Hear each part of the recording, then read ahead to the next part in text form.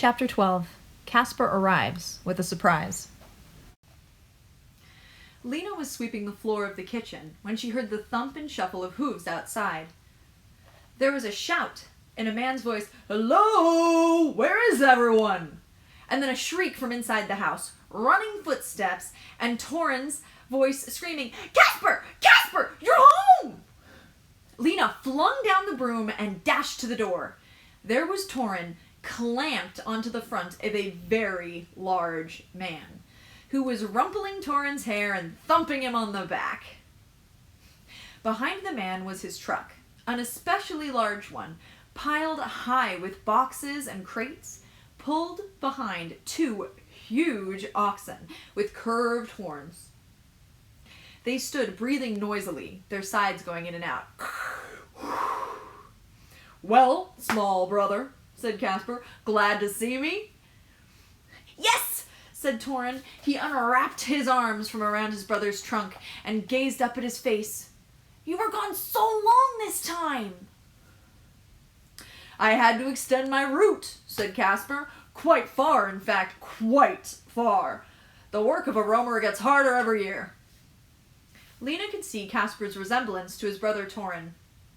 They both had the same small eyes and the same wispy light brown hair. But while Torrin was narrow, Casper was wide.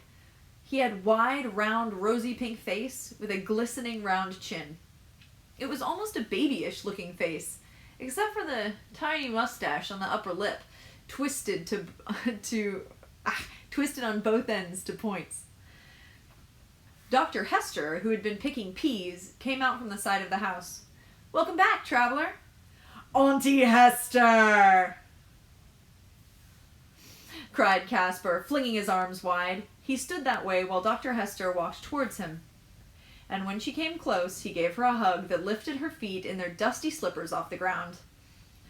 "Don't do that," she said, her face squashed against Casper's shoulder. He dropped her back down. "Can't help it," he said. "You're light as a feather." "I'm not either," said the doctor, rubbing her neck. "You're just showing off your muscles." "Well," said Casper, "it's true that being a roamer builds muscles." He made a fist and flexed his meaty arm back and forth. "Heavy things to lift, you know. Ha! Some exceedingly heavy. Out near the Camp Range foothills a few months ago, I got stuck in the mud and had to lift the whole back end of the truck, which was loaded at the time with..." Torrin jumped up and down at Casper's side. "Did you bring me a surprise?" Casper looked startled. "A surprise?" "Yes, the way you always do. A surprise for me." For a second, Lena felt sorry for Torrin. The look on his face was so hopeful. She had a feeling that Casper was more important to Torrin than Torrin was to Casper. Casper laughed. He had the oddest laugh. All in one high squeaky note. It was hardly a sound of pleasure at all. "Well," he said, "as it happens, I did bring one surprise. It's more of a surprise for everyone, though." He looked back towards his truck. "Are you there?" he called. "Right here," answered a gruff voice. From behind the truck stepped a massive tree trunk of a woman, with swirls and tangles of red-brown hair falling to her shoulders. She was dressed in faded blue pants and a huge brown shirt. She looked at them, smiling slightly. Her eyes were blue and fierce. "This is Maddie," said Casper. "She's my roaming partner." From Torrin there was silence. Dr. Hester held out her hand and said, "Welcome." The big woman pumped the doctor's hand firmly up and down 3 times, and then Dr. Hester glanced toward the house and saw Lena standing in the doorway. "Casper," she said, turning back to him, "have you heard about what's happened since you've been gone? About the people who came here from the underground city?"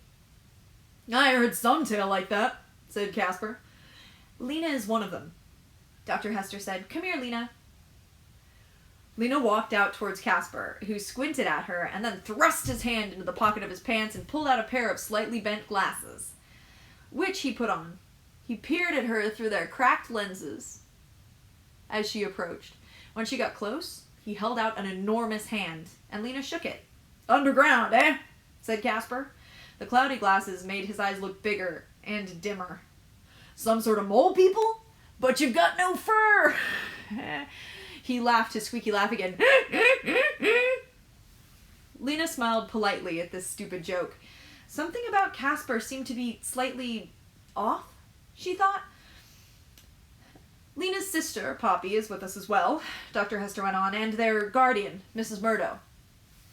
During all this, Torrin had been standing very still. His narrow face had closed down. His eyes looked like tiny stones, and his mouth was pinched small. He was staring at Maddie. Suddenly he cried, "But I'm supposed to be your partner!" Casper blinked at him as if he'd already forgotten he was there. "You?" he said. "You're much too young." "I'm almost 11!" Torrin yelled. "I'm big enough!" "Not quite, little brother," Casper said.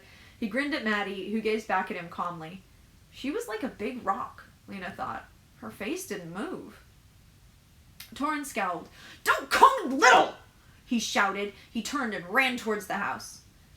Casper watched him go, raising his eyebrows slightly. "It's hard for children to accept change," he said. "But they must learn, mustn't they?" Dr. Hester said, "Our 3 guests have been sleeping in the loft, Casper. They'll have to sleep in the main room while you're here." She paused. "How long do you think you'll stay?" Just a night or 2, said Casper. His face took on a serious look. "I'm on a particular mission this time, heading for the city." "The city?" thought Lena. "What city?" The doctor echoed her thought. "The city? Or the city?" she said. "Why in the world would you go there?" She seemed astonished, as if she'd never heard before of anyone going to the city. "Because of this particular mission," Casper said, "of a secret nature." "I see," said Dr. Hester. "All right, then. It's nearly time to eat. Take your beasts down to the barn, and then come on in."